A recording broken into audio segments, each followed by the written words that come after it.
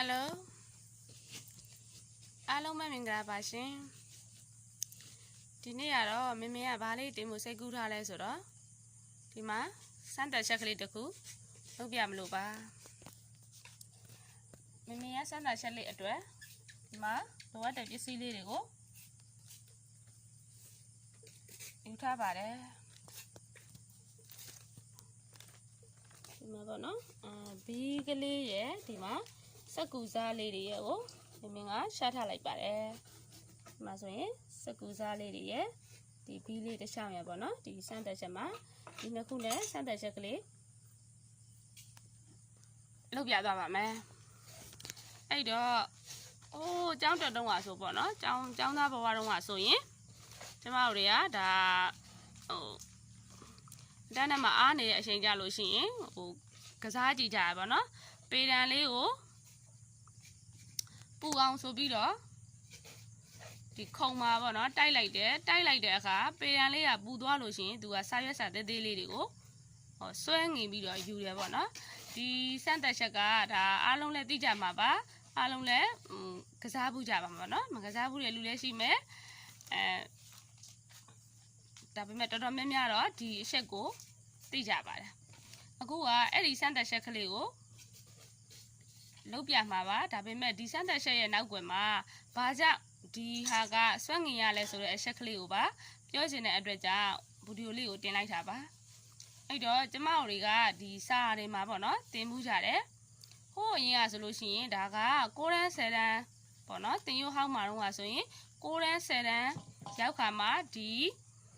အရာဝတ္ထုတွေကိုအတမ်နဲ့ဖွဲ့စည်းထားတယ်အတမ်တွေကိုပရိုတွန်တို့အီလက်ထရွန်မှုန်တို့နဲ့ဖွဲ့စည်းထားတယ်ဆိုပြီးတော့ကျမတို့ကသင်ရပါတယ်နျူကလ িয়াস ရှိမယ်ဗဟိုမှာနျူကလ িয়াস ထဲမှာပရိုတွန်ကနေမယ်ပရိုတွန်ရဲ့အပြင်ဘက်ပန်းလမ်းမှာအီလက်ထရွန်တွေကနေကြမယ်ဆိုပြီးဒါကျမတို့အင်္ဂလိပ်လိုသင်ကြရပါတယ်အခုသင်ရိုးတွေကိုပြောင်းလိုက်တဲ့အချိန်မှာတော့10တန်းပေါ့နော်အထက်တန်းကိုမတက်ခင်ကတည်းက6တန်းမှာဒါအလယ်တန်းရဲ့အဆင့်မြင့်ဆုံးအတန်းမှာကျမတို့တွေကဒီဆက်စာချင်းအခန်းမှာပဲပေါ့နော်တိတ်ပံမှာဒီအတမ်တစ်လုံးမှာအီလက်ထရွန်ပတ်လန်းတွေပတ်နေကြတယ်အီလက်ထရွန်ပတ်လန်းတွေကိုKLMNU ဆိုပြီးတော့ပတ်လန်းနေနဲ့ပတ်နေကြမယ်ပထမဦးဆုံးနေတဲ့အခွန်မှာဆိုလို့ရှိရင်သူကin square formula နဲ့နေမယ်ဆိုပြီးတော့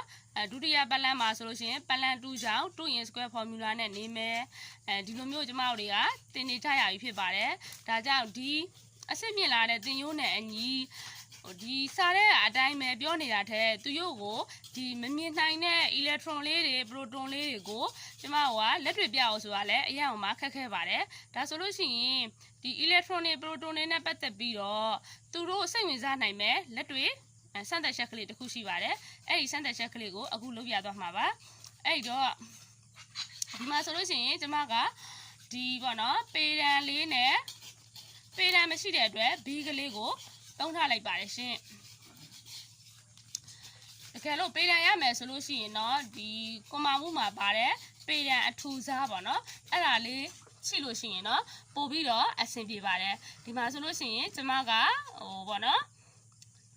ဗီဒီယိုရိုက်နေရင်းနဲ့အခုဆိုရင်ဒီမှာဒီဘီးကလေးကိုတက်သားပြားနဲ့တွန်းတိုက်နေပါတယ်ပေါ့နော်ပူသွားအောင်တကယ်လို့ပူသွားပြီဆိုလို့ရှိရင်သူကစက်ကူအဖြူစားလေးတွေကိုဆွဲမှာပါအဲ့တော့အဲ့ဒီစက်ကူအဖြူစားလေးတွေကိုဆွဲတယ်ဆိုတော့လှုပ်ဆောင်ချက်ကိုပေါ့နော်လူတိုင်းကတော့လှုပ်ကြပါတယ်ပေါ့နော်လှုပ်တယ်ဒါပေမဲ့ဘာကြောင့်ဆွဲတယ်ဆိုတာကိုတော့